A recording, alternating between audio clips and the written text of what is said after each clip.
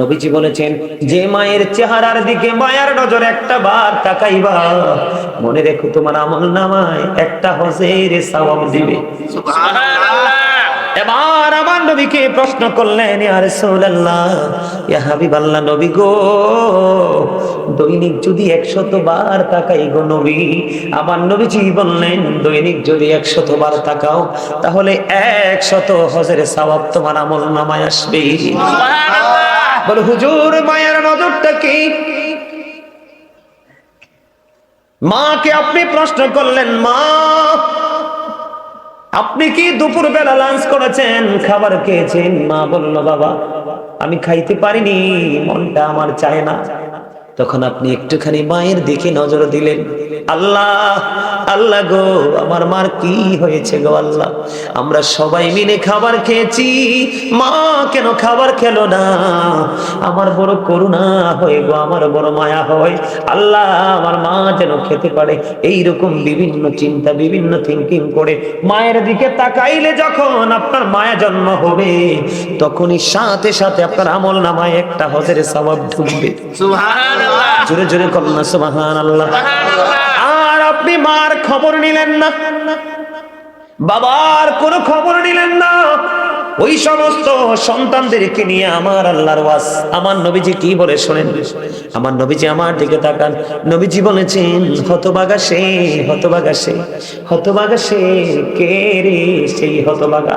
আমার নবীজি একটা ডাক দিয়ে বললেন, যে বাবা মা দুইজনকে পাইলো জীবিত অবস্থায়, অথবা একজনকে পাইলো, তাদেরকে পাওয়ার পরে বন্ধু তাদের সেবা করে, তাদেরকে ভালোবেসে বন্ধু জান্নাতে যেতে পারলো না, তার মতো হতভাগা সন্তান আর কেউ হইতে পারে না। জোরে জোরে কন্যা নাউজুবিল্লাহ, আর জোরে বলেন না নাউজুবিল্লাহ। বন্ধু আপনার বাচ্চা যেমন ছোট থাকতে কত কিছুর প্রয়োজন হয়, আপনি আগে আগে করে দেন, কারণ বাচ্চাটা তো হাঁটতে চলতে পারে না, সে অক্ষম। কিন্তু বাবা মা যখন বৃদ্ধ হইলে আপনি মনে করবেন আমার আরেকটা বাচ্চা, তখন দেখবেন কোনদিন আপনার মনে বাবা মার প্রতি বিরক্ত আসবে না। এটা আমি আজকে বলে দিলাম, যখনই মনটা খারাপ হবে আপনি মনে করবেন এটা আপনার আরেকটা ছেলে, আরেকটা মেয়ে। মাকে মেয়ে, বাবাকে ছেলে মনে করবেন, দেখবেন মা বাবার প্রতি কত গভীর প্রেম বন্ধু জন্ম হয়ে যাবে। মা যা চাইবে তৌফিক থাকলে দিয়ে দিবেন, না করবেন না। বন্ধু আমার দিকে তাকান, বন্ধু কিভাবে আপনাদেরকে বুঝাইলে বুঝবেন আমি জানি না। বাবা মা অত্যন্ত মজার জিনিস, মধুর জিনিস। আল্লাহর হাবিবকে প্রশ্ন করলো, নবী গো, আমার কাছ থেকে সবচেয়ে ভালো আচরণটা পাওয়ার পৃথিবীতে কার বেশি? নবীজি বললেন, ক্বালা উম্মুকা, তোমার মা। ক্বালা সুম্মা মান, তারপরে কে? নবীজি বললেন, ক্বালা উম্মুকা, তোমার মা। আবার প্রশ্ন করলেন, ক্বালা সুম্মা মান, তারপরে কে? নবীজি বললেন, ক্বালা উম্মুকা, তোমার মা।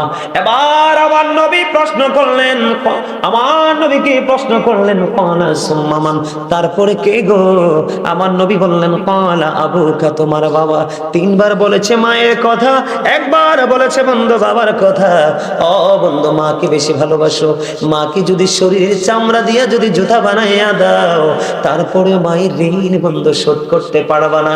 আমি আপনাদেরকে বলি, মায়ের এক পাগল যুবক ছেলে কত বছর করেছেন সেটাই মুহূর্তে আমার মনে করতেছে না। বন্ধু মিনিমাম বন্ধু 4 থেকে 8 বছর হবে সম্ভবত। মায়ের এক পাগল ছেলে, মা বন্ধু অসুস্থ, হাঁটতে চলতে পারে না। বাবা সন্তানের কাছে আবদার করলো, বাবা বাবা গো, আমার তো মনে চায় খানায় কাবা আমি তাওয়াফ করতে।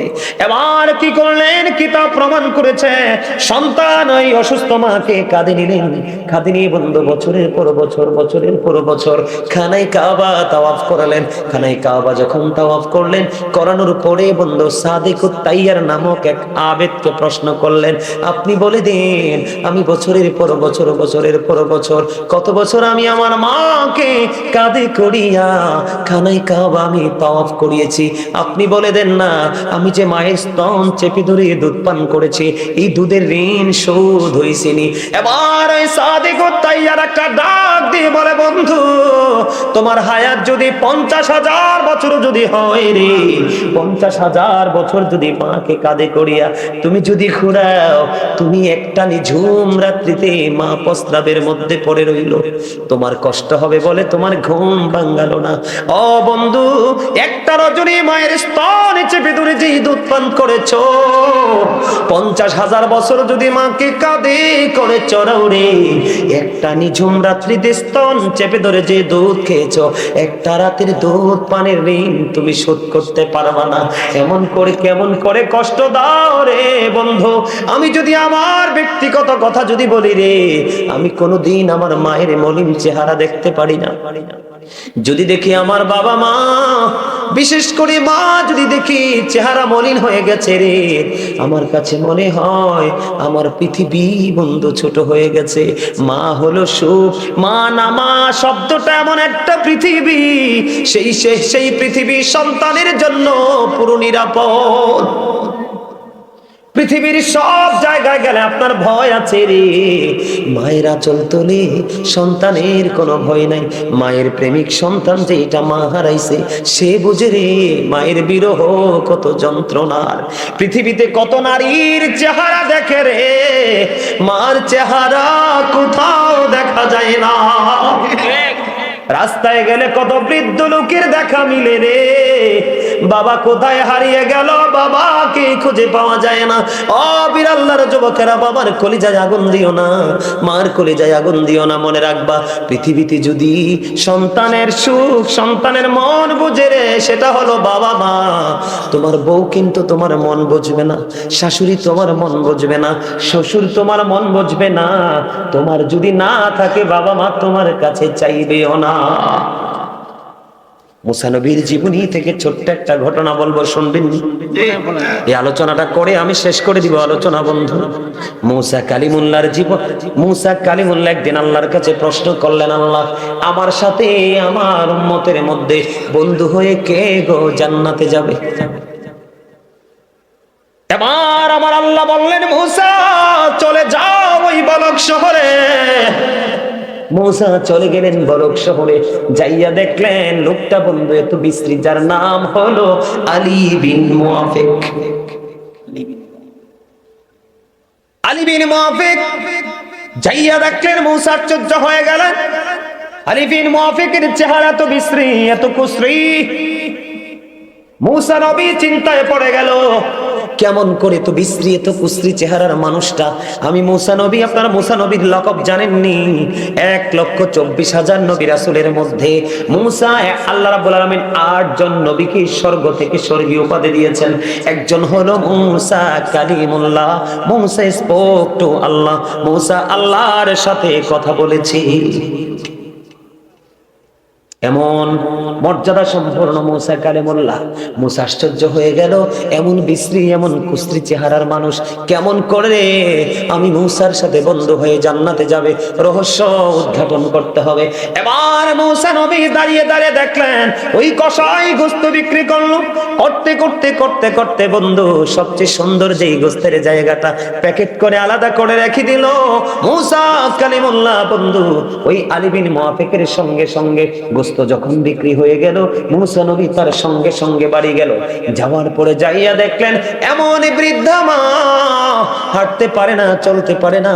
ব্যবসার কাজের জন্য বের হতে হবে, কারণ মুমিনের ব্যবসাটাও ইবাদত। ঠিক ঠিক, মুমিন যে মূলা ক্ষেত করেছে এটাও ইবাদত। মূলা মুমিন খেজুর বাগান করেছে এটাও ইবাদত। মুমিন সিমের বাগান করেছে এটাও ইবাদত। মুমিনের সব কিছু বন্ধু আমল, মুমিনের সবগুলো ইবাদত, কোনো কিছু বিপন্ন হয় না। এবার মুসা নবী যাইয়া দেখলেন বৃদ্ধা মা হাঁটতে পারে না, চলতে পারে না। ওই বৃদ্ধা মাকে আলী বিন মুআফিক সকালবেলা সুন্দর করে খাওয়াইয়া দাওয়াইয়া একটা ঝুড়ির মধ্যে আরাম করে বসাইয়া রাইখা আসছে। মা তুমি থাকো, আমার জন্য দোয়া করো, আমি ব্যবসাটা শেষ করে আসছি। ছেলে ব্যবসা যদি করে পেটের জন্য, জীবন জীবিকার জন্য, কিন্তু কলিজাটা মার কাছে রাইখা আসছে। আবার মূসা নবী দেখলেন, যাইয়া দেখে মাকে খাঁচা থেকে বন্ধু নামাইলো, নামানোর পরে মাকে পরিষ্কার পরিচ্ছন্ন করলো। মূসা নবী দেখতেছে, ওই মূসা নবী দেখতেছে মায়ের পাগল ছেলে আলী বিন মুআফিক সারাদিন পরিশ্রম করেছে, ক্লান্ত, সে নিজের ক্লান্তি বুঝতে দেয় না, মার জন্য খাবার তৈরি করলেন, গোশত রান্না করলেন, মারে খাওয়াইলেন, খাওয়াইয়া টাওয়াইয়া বন্ধু এবার গেলেন আলী বিন মুআফিক একটু ফ্রেশ হতে হবে, হাত মুখ ধুতে হবে, ক্লান্তি দূর করতে হবে। খেয়াল করেন কেমন সন্তান। সব শেষ করে মূসা চাইয়া দেখলেন বুড়িমা হাত তুলে বসে আছে আল্লাহর দরবারে। বুড়িমা, মা গো, বলো না তুমি কি দোয়া করেছো? এবার বুড়িমা ডাক দিয়ে বললেন, তুমি কে রে? এবার মূসা ডাক দিয়ে বললেন, আমি এই জামানার নবী মূসা কালিমুল্লাহ। এবার মূসা নবী ডাক দিয়ে বললেন, বুড়িমা বলে দাও না তুমি কি দোয়া করেছো? এবার বুড়িমা ডাক দিয়ে বললেন, আপনি যদি নবী হন আমি আপনাকে বলে দেই গো, আমার এই সন্তানটা আমাকে এত বেশি আদর করে, এত ভালোবাসে রে, আমি সব সময় দোয়া করি আল্লাহর কাছে, আজকেও দোয়া করে দিলাম, আল্লাহ আল্লাহ গো, আমার নবী মূসা, আমার এই সন্তানটাকে তুমি মূসার বন্ধু বানাইয়া জান্নাতে দিও। এবার মূসা একটা ডাক দিয়ে বলল, বুড়িমা, মা গো, আমি আল্লাহর কাছে দরখাস্ত দিয়েছিলাম, আল্লাহ গো, আমার সাথে কে গো জান্নাতে বন্ধু হয়ে যাবে? ওই বুড়িমা একটা ডাক দিয়া যখন ও বন্ধু বললেন আমার নবী মূসা কালিমুল্লাহ, ডাক দিয়া কয়, বুড়িমা আমি আল্লাহর কাছে জানতে চেয়েছি আমার সাথে কে যাবে জান্নাতে বন্ধু হয়ে, আমার আল্লাহ জানিয়ে দিয়েছে তোমার ছেলে। জোরে জোরে কন্যা সুবহানাল্লাহ। এবার বন্ধু আমি একটু নেগেটিভ সাইডে যাব। বুখারী শরীফের মধ্যে হাদিস খানা, ও বন্ধু তোমরা শোনো, মাকে বিন্দু পরিমাণ আঘাত করা যাবে না, কোন কারণে মা যদি আঘাত পায় রে, তোমার সোনালী দিন অন্ধকারে কাচ্ছন্ন জগতের দিকে চলে যাবে। নবী বলেছে, যেই সন্তানের উপর বাবা নারাজ সেই সন্তানের উপর আল্লাহ নারাজ। বন্ধু আল্লাহ বলেছেন, বিল ওয়ালিদাইনি ইহসানা, মা বাবার সাথে ভালো আচরণ করতেই থাকো। আমি বন্ধু পড়ে আসছি, একটুখানি পড়ে আসছি, অনেকে চিন্তা করে, অনেকে আমাদের কাছে ফোনে বা সরাসরি ফেস টু ফেস প্রশ্ন করে, হুজুর আমার বাবা মা তো নাই গো, আমি বাবা যখন ছিল গো আমি গরিব ছিলাম, বাবা মা চলে গেল, আমার দৌলত হয়েছে, এখন আমি কান্দি, নিঝুম রজনীতে বসে বসে কান্দি, আজকে আমার কি নাই রে, নাই শুধু আমার বাবা মা। কত মানুষকে আমি দিচ্ছি, কত মানুষকে আমি খাওয়াচ্ছি, আজকে আমার কলিজার টুকরা মা নাই, আমার বাবা নাই রে, আমি কাকে খাওয়াচ্ছি? এমন সন্তান যদি এখানে থাকো বন্ধু, তোমাদেরকে আজকে আমি বলে যাই রে, আমার নবীজি তোমাদেরকে মন খারাপ করতে নিষেধ করেছে। বান্দারে উম্মত মন খারাপ করো না, তুমি আমি আমরা সবাই আল্লাহর বাগানের ফুল, আল্লাহ যখন মন চাইবে যেই কোনো ফুল ছিঁড়ে নিয়ে যাবে, তুমি মন খারাপ করো না, তবে সিস্টেমে তুমি আল্লাহ পর্যন্ত পৌঁছাও। হুজুর আমার বাবা নাই মা নাই, ভালোবাসতে চাই, আমার নবীজি জানিয়ে দিয়েছে সুন্দর ফয়সালা, প্রত্যেকটা জুমার দিনে জুমার নামাজ যখন তুমি শেষ করে ফেলবে, জুমার নামাজটা শেষ করে নবীজি বলেছে তুমি বাবা মার কবর জিয়ারত করিও, তোমাকে বাবা মার বাধ্য সন্তান বলে আমার আল্লাহ কবুল করে নিবে। সুবহানাল্লাহ, জোরে জোরে বলেন না সুবহানাল্লাহ। বন্ধু শুধু তাই নয়, তুমি বাবাকে ভালোবাসতে চাও, মাকে ভালোবাসতে চাও, নবীজি বলেছে মা নাই টেনশন করো না, মা যেই তোমার খালা ফুফু চাচি দাদি যেই হোক, মা যার সাথে বেশি ভালোবাসার সম্পর্ক ছিল তুমি তাকে ভালোবাসিও, তুমি যদি তাকে ভালোবাসো তাহলে তোমার মাকে ভালোবাসা হয়ে যাবে। আমার নবী বলেছে রে বেরাল্লাহ যুবকেরা, আমার নবী বলেছে তোমার বাবা নাই, খারাপ লাগাটা স্বাভাবিক, কিন্তু চলে তো গেছে, আল্লাহ তো নিয়ে গেছে, তুমি কি করবা? বাবার যে বন্ধু পৃথিবীতে আছে ওই বন্ধুর সাথে মধুর সম্পর্ক গড়ে তোলো। আমার নবীজি বলেছে এই মধুর সম্পর্ক যদি গড়ে তোলো তাহলে বাবার প্রতি ভালোবাসা হয়ে যাবে।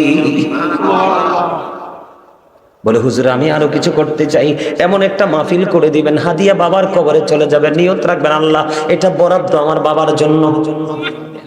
একটা কোরআন খতম করে ফেলবেন, দান সদকা করে ফেলবেন, কোন এতিম অসহায়কে দান করে দিবেন আল্লাহ, এটার বিনিময়ে আমি চাই না আমার বাবা মা কবরে আছে কেমন আছে জানি না, এই হাদিয়াটা তুমি উপটৌকনটা আমার বাবা মার জন্য পাঠিয়ে দাও। তার কারণ আমার নবী বলেছেন আটলান্টিক মহাসাগরে পড়ে একজন মানুষ যেমনি সাহায্যের জন্য কাতরায়, কবরবাসীও তেমনি কাতরায় রে, যখন তার পৃথিবীর আপন স্বজনেরা। আজকে আপনারা যারা মাহফিলে বসেছেন বন্ধু একটা হাদিস শরীফ বলি, আপনাদের এই বসাটা আপনার কবরবাসীর জন্য কত বড় নিয়ামত। বিশেষ করে যারা আজকের আয়োজন করেছেন টাকা দিয়ে পয়সা দিয়ে, তাদের মর্যাদা কত, তাদের আপন স্বজন কবরে কত সুখে আছে। আপনাদেরকে আমি বারবার বলেছি ও বন্ধু একটু হৃদয়ে খুলে শুনবেন, বিরক্ত হননি কোনো। আমার নবীজি বন্ধু হাঁটতেছেন সাহাবীদের কিনে, হঠাৎ করে দেখতে পাইলেন নবীজি দাঁড়িয়ে গেলেন, খেজুরের ডাল ভেঙ্গে দুইটা কবরের উপর ভেঙ্গে গেড়ে দিলেন। ইয়া রাসূলুল্লাহ ইয়া হাবিবাল্লাহ, নবী গো এই কবরের উপর ডাল গেড়ে দেওয়ার মানে কি গো? আমার নবীজি বলতেছেন এই দুইটা কবরের মধ্যে আযাব চলতেছে। ইয়া রাসূলুল্লাহ কেন কেন গো? আমার নবী বললেন একজনের দোষ ছিল, একজন মানুষের গোপন কথাও কি মেরে মেরে শুনতো, লোকালয়ে প্রকাশ করে গীবত করে ঝগড়া সৃষ্টি করত, এই কারণেই তার কবরে আযাব চলতেছে। এই দ্বিতীয়টা হলো একজন ব্যক্তি প্রস্রাব করার পরে ভালো করে পবিত্র হতো না, জোরে জোরে কন্যা নাউজুবিল্লাহ, প্রস্রাব করার পরে ভালো করে পবিত্র হতো না। এই অপবিত্রতা এখনকার যুবকদের মধ্যে বেশি, কথা বলেন না কেন? এখনকার যুবকরা এমন অসভ্য প্যান্ট পরে যেটা কোরআন হাদিস সাপোর্ট করে না, দাঁড়িয়ে প্রস্রাব করে দেয়, রাস্তার পাড়ে দাঁড়িয়ে প্রস্রাব করে দেয়, পানির উপর প্রস্রাব করে দেয়। ইদানিং আমি কয়েকটা ঘটনা রাতের অন্ধকারে দেখেছি, ওই দিন দেখছি দুইটা মনে হয় বন্ধু, আপনারা কেউ আদারওয়াইজ নেন না, আমি অবাক হয়ে গেলাম মানুষ কেমন নোংরামি নিয়ে প্রতিযোগিতা করে। এক বন্ধু দাঁড়িয়ে দাঁড়িয়ে প্রস্রাব করে, আরেকটাও সঙ্গে সঙ্গে দাঁড়িয়ে পাশাপাশি দাঁড়িয়ে প্রস্রাব করতেছে। লজ্জা কোথায় গেল রে? লজ্জা তো থাকে দুই চোখের কোণে, যার লজ্জা নাই তার ঈমানও নাই।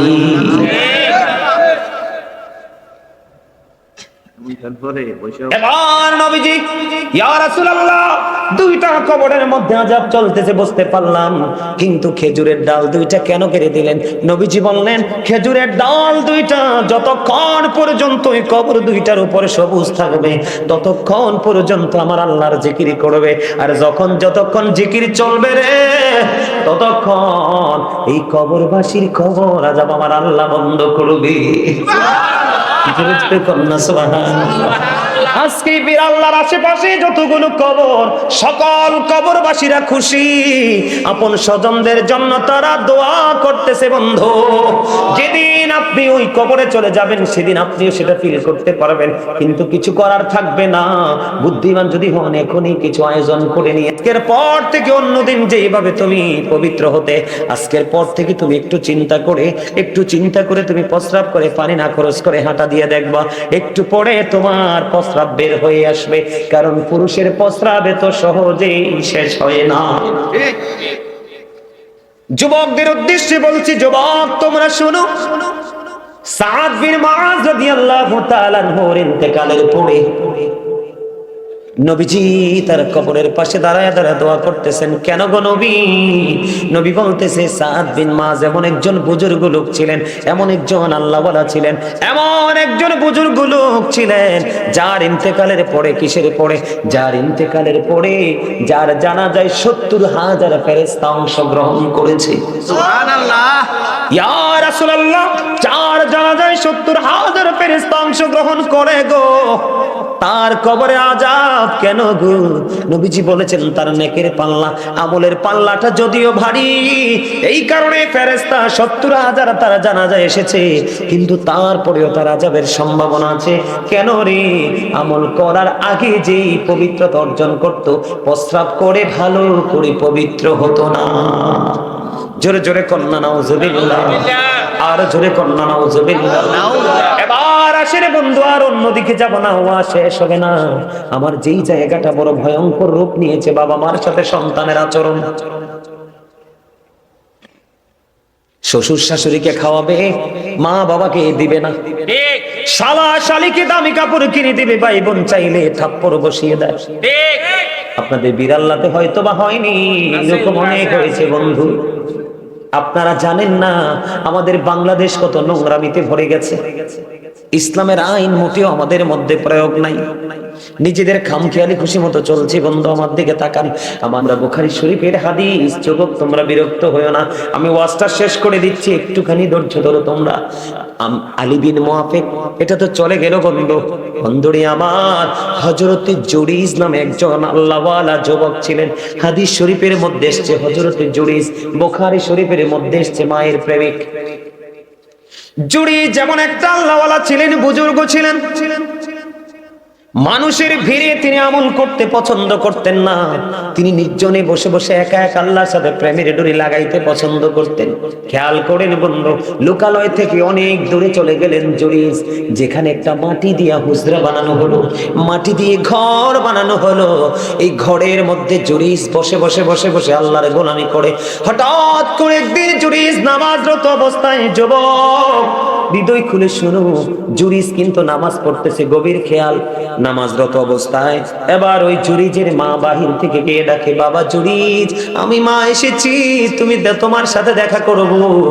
এবার জুরিজ তো নামাজরত অবস্থায়, জুরিজ আল্লাহকে বলতেছেন, আল্লাহ আমি তো নামাজের নিয়ত বেঁধে ফেললাম, আমি কি আমার মায়ের সাথে দেখা করব নাকি আমি নামাজটা চালিয়ে যাব? এবার বন্ধু তিনি পরে সিদ্ধান্ত করলেন, না না আমি নামাজটাই চালিয়ে যাই। তিনি নামাজ চালিয়ে গেলেন। নামাজ শেষ করে বাইরে এসে দেখে মা নাই, মা চলে গেছে। একদিন চলে গেল, দ্বিতীয় দিন আবার বন্ধু জুরিজ সেম টাইম নামাজরত অবস্থায়। দ্বিতীয় দিন আবার মা এসে হুজরার বাহির থেকে ডাকে, বাবা বাবা গো তুমি কোথায় গো, আমি মা ডাকছি। এবার বন্ধু জুরিজ, যখন জুরিজ রে মা ডাকে, জুরিজ তো নামাজ পড়ে। আজকেও গতদিনের মতো ডেকে ডেকে বলছে, বোঝো যুবক বোঝো কি বলি। আজকেও বলতেছে, আল্লাহ গো নামাজ চালিয়ে যাব নাকি মায়ের সাথে দেখা করব। শেষ সিদ্ধান্ত নিলেন, নামাজ আমি শেষ করে ফেললাম। পরে বন্ধু নামাজ শেষ করে এসে দেখে আজকেও মা নাই, আজকেও চলে গেছে। 2 দিন চলে গেল, আবার তৃতীয় দিন আসলো। ঠিক তৃতীয় দিনে জুরিজ নামাজরত অবস্থায়, মা ডাকছে, জুরিজ কিন্তু মায়ের ডাকে সাড়া দেয় না। তৃতীয় দিন নামাজ শেষ করার পরে এবার হুজরার বাইরে আসলেন, বাইরে এসে চাও মা নাই। আর এক এক করে 3 দিন আসলো, ছেলে নামাজ পড়ে মার সাথে দেখা করলো না। মার কলিজায় আঘাত লাগছে। হাদিস শরীফের মধ্যে এসেছে, মা তৃতীয় দিন যাওয়ার সময় বলেছে, আল্লাহ আমি একে একে 3 দিন আসলাম, ছেলেটা দেখা দিল না, তাকে বেশ্যা মহিলার মুখ না দেখাইয়া মরণ দিও না। জুড়ে জুড়ে বলনা নাউজুবিল্লাহ। মা কি দিল? কথা বলেন। বরদোয়া দিয়েছে, অভিশাপ দিয়েছে। কিন্তু দেখেন এতদিন ওই বেশ্যা মহিলা আছে একটা, ওই রাজ্যে বসবাস করে। এতদিন ওই বেশ্যা মহিলার জুরিজকে নিয়ে কোনো টেনশন নাই, কোনো ফিলিংস নাই। কিন্তু মা যেই গুণে অভিশাপ দিয়ে চলে গেল, বেশ্যা মহিলার পেটের মধ্যে বন্ধু বাচ্চা। বেশ্যা মহিলার পেটের বাচ্চা অবৈধভাবে প্রসব করলো। প্রসব করার পরে মানুষ জিজ্ঞেস করলে, বাচ্চা তুমি কোথায় পাইছো? ওই মহিলা যার সাথে অবৈধ সম্পর্ক তার কথা না বলে, এটা তো আল্লাহর খেলা, মায়ের অভিশাপ লাগছে। ওই বেশ্যা মহিলা ডাক দিয়ে বলে, এই সন্তান আমাকে দিয়েছে জুরি জুরি জুরি কন্যা নাউজুবিল্লাহ। মায়ের অভিশাপ কাজে লাগছে না? কথা বলেন, লাগছে? মাকে কি বকা দিছে? কথা বলেন না, কোনো বকা দিছে? আল্লাহর গোলামিতে আছে রে। ও বন্ধু, বেশ্যা মহিলার মুখ না দেখাইয়া মরণ দিও না, মায়ের অভিশাপ। এবার যখন জানতে পারলেন, দেখবেন চোর চুরি করলে কেউ কিছু বলে না, ইমাম সাহেব একটু দোষ করলে কিন্তু সমালোচনার ঝড় বয়ে যায়। ঠিক তেমন হলো জুরিজের বেলায়। সে তো আল্লাহওয়ালা, এত বুজুর্গ, কেমন করে সেই নোংরা কাজটা করলো? ও বন্ধু, এবার তৎকালীন সময়ে মানুষ জুরিজের কাছে চলে গেল, তার হুজরাটা বন্ধু ভেঙে ফেললো। কি করলো? তার হুজরাটা টেনে হেসড়ে ভেঙে ফেললো। এবার তাকে প্রহার করতে শুরু করলো, টেনে হেসড়ে তাকে হুজরা থেকে বের করলো। জুরিস ডেকে ডেকে বলে, কে রে, কেন বা আমাকে প্রহার করছো? এবার মানুষগুলো ডেকে ডেকে বলে, তোমাকে প্রহার করার কারণ হলো ওই বেশ্যা মহিলার সাথে তুমি মেলামেশা করেছো। অথচ সরল মনা জুরিস কিছুই তো জানে না। মূলত অভিশাপ হলো মায়ের। কার কথা বলেন, কার অভিশাপ? এবার বন্ধু জুরিস কত বুজুর্গ দেখেন, তারপরে মায়ের অভিশাপ লেগে গেল। জুরিস কি মারতে মারতে টেনে হেসড়ে বের করে দিল। এবার জুরিস একটা ডাক দিয়ে বলল, ভাঙ্গে দিয়েছ হুজরা, প্রহার করেছো ইচ্ছা মতো, এবার একটা কাজ করো, ওই বাচ্চাটাকে আমার কাছে নিয়ে আসো এবং আমাকে একটা ঘটি পানি দাও। এবার তাকে একটা ঘটি পানি দেওয়া হলো, সে সুন্দর করে ওযু বানালো। ওযু বানানোর পরে জুরিস ডাক দিয়ে বললেন, বাচ্চাটা কোথায়, আমার কাছে নিয়ে এসো। মানুষ দৃশ্য দেখার জন্য লুকিলুকারণ্য হয়ে গেছে। এবার ওই জুরিস ছোট্ট মাসুম নবজাত শিশুর পেটটার উপর হাতটা রেখে বলল, বাবু বলো না তোমার বাবা কে? ছোট্ট বাচ্চার অটই জবান খুলে গেল। এত হাজার মানুষের ভিড়ে ওই ছোট্ট বাচ্চা একটা ডাক দিয়ে বললেন, ওই ছোট্ট বাচ্চা একটা ডাক দিয়ে বললেন, ওই রাখাল আমার বাবা। জোরে জোরে কন্যা সুবহানাল্লাহ। আমি আপনাদেরকে বুঝাইতে চেয়েছি যে জুরিজের হাত লাগলে বাচ্চা কথা বলে, যদিও তার কথা বলার সময় এখনো হয় নাই। যেই বাচ্চার পেটে হাত দিলে এটা কি তার কারামত কিনা বলেন? তার পাওয়ার আছে না নাই? আল্লাহর সাথে তার প্রেমের ডুরি আছে না নাই? মা বরদোয়া দিয়েছে, বেশ্যা মহিলার মুখটা দেখাইয়া মরণ দিও না। মা যদি আরো জঘন্য বরদোয়া করতো তাহলে সেটাও তার জন্য কার্যকর করতো আমার আল্লাহ। কথা বলেন না কেন? বেশ্যা মহিলার মুখ লাগছেনি, কলঙ্ক লাগছেনি, যদিও তিনি তার কারামত প্রকাশ করেছেন। পরে হাদিস শরীফ এটা বলার কারণ হলো, যুবক, বিন্দু পরিমাণ কলিজায় মাকে ব্যথা দেওয়া যাবে না, বাবাকে ব্যথা দেওয়া যাবে না। তাদেরকে ব্যথা দিলে তোমার জীবন পুরো বিপন্ন হয়ে যাবে। বাবা মাকে কষ্ট দিবেন? ব্যথা দিবেন? দিব না তো। সব শেষে আমি বলেছিলাম আপনাদেরকে একটা হাদিস বলে শেষ করে দিই, যদি দিয়ে থাকে তাহলে তাদের জন্য একটু ওয়াজ করার দরকার আছে না নাই? এলাকায় এলাকায় এলাকা এলাকায় মা বাবার কষ্ট দেখলে নিজের চোখের পানি ঝরে পড়ে। এই যদি হয় মা বাবার শেষ পরিণতি চলে, সন্তানের কি দরকার? কত বাবা মা বৃদ্ধাশ্রমে, অথচ ছেলেরা বড় বড় অফিসার। ওই দিন দেখলাম টিভিতে 5টা সন্তান, 5টাই সরকারি অফিসার, মা বৃদ্ধাশ্রমে, টিভিতে দেখেছি। আমার ওয়াজ আপনাদের কাছে খারাপ লাগে? হ্যাঁ যুবক, বাস্তববাদী, একদম বাস্তববাদী। আল্লাহ রাসূল বলেছেন, paradise of the side under the feet of the mother. মায়ের পায়ের নিচে সন্তানের জান্নাত। যদি কথা সুবহানাল্লাহ। Paradise of the side under the feet of the mother. মায়ের পায়ের নিচে সন্তানের জান্নাত। এই জন্য আমি আপনাদেরকে বলবো, যুবকদেরকে বলবো, we should Obi our parents. আমাদের প্রত্যেকের উচিত আমাদের পিতামাতাকে মান্য করা, কারণ মা বাবাকে ভালোবাসা ফরজ, তাদেরকে কষ্ট দেওয়া হারাম। আর আব্বা আম্মা যারা, আপনাদেরকেও বলছি, সন্তান বড় হইলে বড় হইছে মনে করে ছেড়ে দিবেন না। Every parent should take care their children very carefully. প্রত্যেকটা পিতামাতার উচিত তার সন্তানের দায়িত্ব যত্ন সহকারে পালন করা। ঠিক না বেঠিক? করেছেন? করেননি তো? সন্তান অমানুষ হবে না তো ভালো মানুষ হবে কি করে? কারণ আপনি কাদামাটিটাকে যেমন করে গড়ে তুলবেন, সেই কাদামাটিটা শক্ত তেমনই হবে।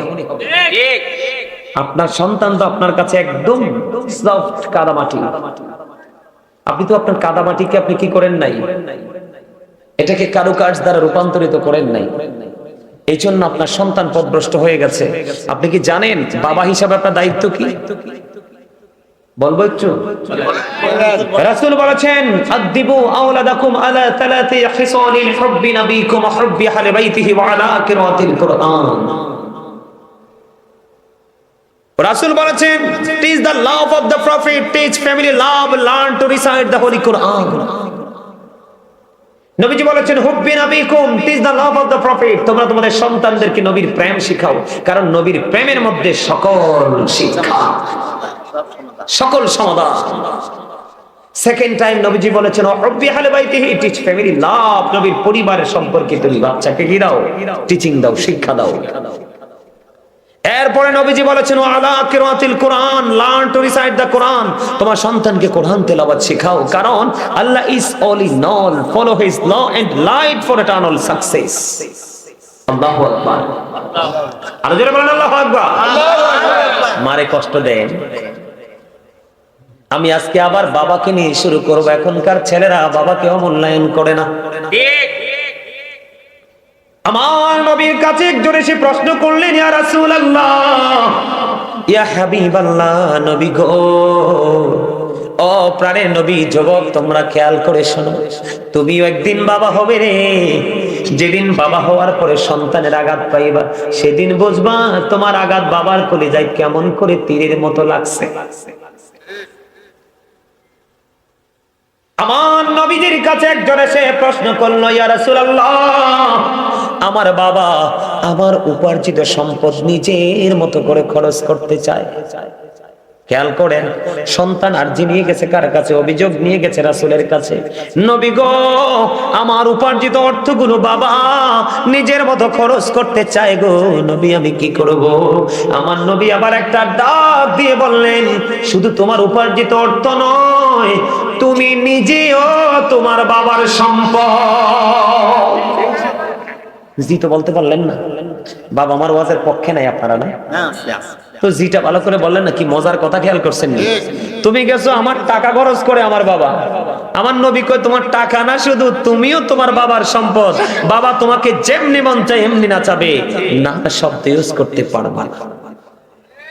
এটার নাম হলো বাবা। আমার নবী বলেছেন, যেই সন্তানের প্রতি বাবা বাধ্য, বাবা নারাজ, ও বীর আল্লাহর যুবকেরা শুনে রেখো, তোমার বাবা যদি তোমার উপর নারাজ হয়, আমার নবীজি বলেছে আমার আল্লাহ তোমার উপর নারাজ। তুমি দরখাস্ত দিতে পারবা, চিঠি লিখতে পারবা, জীবনের শুরু থেকে শেষ পর্যন্ত একটা চিঠির জবাবও আমার আল্লাহ দিবে না। আমার আল্লাহ তোমার চিঠির জবাব দিতে প্রস্তুত নয়। আল্লাহ কেন প্রস্তুত নয়? আল্লাহর রহমীয় বাণী লৌহে মাহফুজের কোরআন, যেটাকে বলা হয় দা হোলি কোরআন। আল্লাহ কয় বান্দা, আমার ওই কোরআন, এই কোরআন আমি আল্লাহর জবান, আমি আল্লাহর কথা। তোমরা তোমাদের বাবা মার মর্যাদা কত বেশি রে, ওই কোরআনের দিকে চোখ মেলে তাকিয়ে দেখো। আমার আল্লাহ বলেছেন ওয়াবুদুল্লাহ ওয়ালা তুশরিকু বিহি শাইয়্যান ওয়া বিল ওয়ালিদাইনি ইহসানা। তোমরা আল্লাহর ইবাদত করো, আল্লাহর সাথে কাউকে শরীক করিও না, কোনো কিছুকে শরীক করিও না। ওয়া বিল ওয়ালিদাইনি ইহসানা, মা বাবাকে ভালোবাসতেই থাকো। এর জন্য আমি একটা কবিতা লিখছি, বলবো? এটা লিখেছি ইংলিশে। I love my country, I love my land, I love my mother fathers, I love my friends. মাথা বাগান না কেন? আমি আমার দেশকে ভালোবাসি। Love my country and countries people. আমি দেশকে ভালোবাসি, দেশের মানুষকে ভালোবাসি, কারণ আমি তোমার, তুমি আমার। কথা বলে না কেন? কথা বল না। বিদেশে যদি একটা, আপনার কাছে ভালো লাগতেছে? আলহামদুলিল্লাহ, আলহামদুলিল্লাহ। আপনি দেখেন, আমার দেশের একটা ছেলে যখন বিদেশের কত দেশে মারা যায়, দেখবেন সারা দেশের মানুষের চোখ দুটো অস্ত্রসিক্ত হয়ে যায়। আল্লাহ গো, আল্লাহ, আমার দেশটা গরিব বলে আমার দেশের ছেলে পরিশ্রম করতে গেছে, তাই বলে কি নির্যাতিত হয়ে, নিপীড়িত হয়ে মারা যেতে হবে? এটা কিন্তু কোনো মুসলমানই মেনে নেয়। আপনার একটা দেখে যেই দলই করুক, কিন্তু দলমত নির্বিশেষে নিজের দেশের মানুষ যখন বিদেশে লাঞ্ছিত হয়, সমস্ত বাংলাদেশের মানুষের হৃদয়ে রক্তক্ষরণ হয় কি হয় না? হয় কি হয় না? এই জন্য আমি বলেছি, I love my country, I love my land, I love my mother, fathers, I love my friends. চলে কন্যা মারহাবা, মারহাবা, মারহাবা।